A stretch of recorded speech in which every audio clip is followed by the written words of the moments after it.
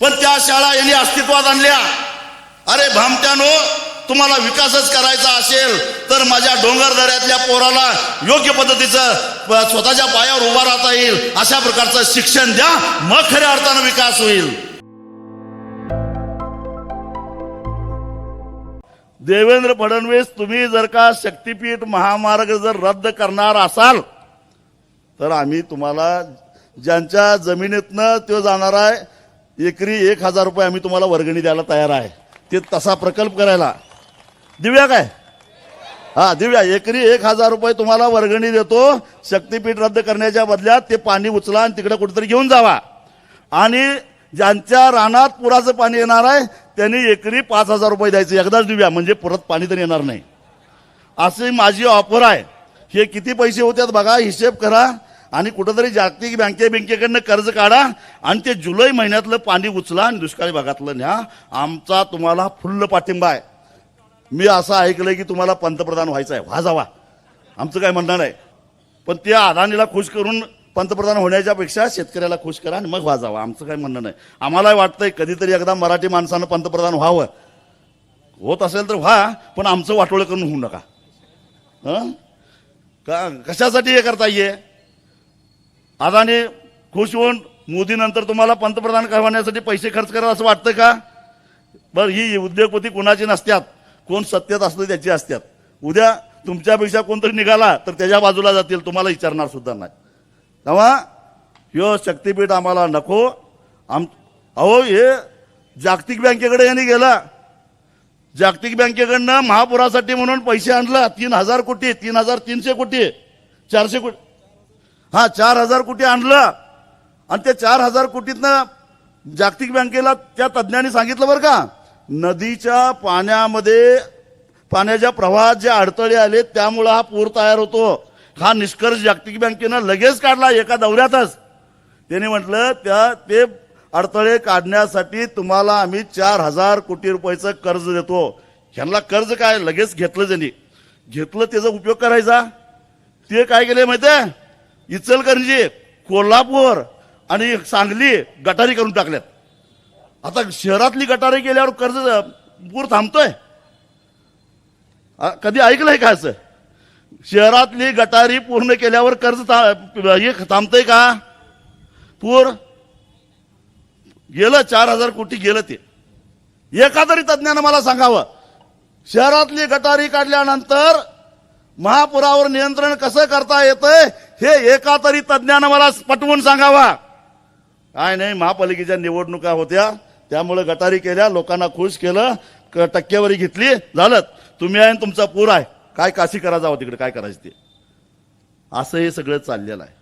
मी तुम्हाला हे का सांगायला लागलोय, हे सगळं समजून घ्या। हे बाता मारतील विकासाच्या, हे बाता मारतील अजून कशाच्या तरी। मग एक लक्षात ठेवा, आपली शेती, या जिल्ह्याची प्रगती कशामुळे झाली, त्याचा बेस आहे शेती। मी सुरुवातीला सांगितलं की शाहू महाराजांनी राधानगरीचं धरण बांधलं म्हणून कोल्हापूर जिल्ह्याची आर्थिक स्थिती सुधारली, त्यामुळं कोल्हापूर जिल्ह्यामध्ये उद्योगधंदे आले, कोल्हापूर जिल्ह्यामध्ये व्यापार वाढला, कोल्हापूर जिल्ह्यामधली पोरं शिकायला लागली।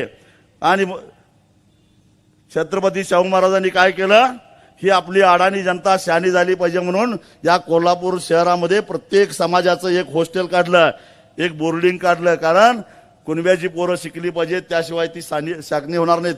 शाहू महाराजांना माहिती होतं, महात्मा फुल्यांचा मंत्र माहिती होता, विद्येविना मती गेली, मती विना नीती गेली, नीती विना गती गेली, गती विना वित्त गेले, एवढे सारे एका अविद्येने केले, हे शाहू महाराजांना माहिती होतं। म्हणून शाहू महाराजांनी शिक्षणाची कास धरली, शिक्षण सक्तीचं केलं। या भामट्यांनी गेल्या काही दिवसामध्ये 2000 मराठी शाळा बंद पाडल्या, जिल्हा परिषदेच्या 16000। डोंगरदऱ्यातला आमचा आजरा तालुका असेल, शेववाडी तालुका असेल, पन्हाळा असेल, गगनबावडा असेल, चंदगड असेल, या डोंगरी तालुक्यातल्या एक शाळा बंद पडायला लागलेल्या आहेत। शून्य शिक्षकी शाळा या कोल्हापूर जिल्ह्यामध्ये आहेत। जर शाळेत शिक्षकच नसेल तर त्याला शाळा कशी म्हणायची? पण त्या शाळा यांनी अस्तित्वात आणल्या।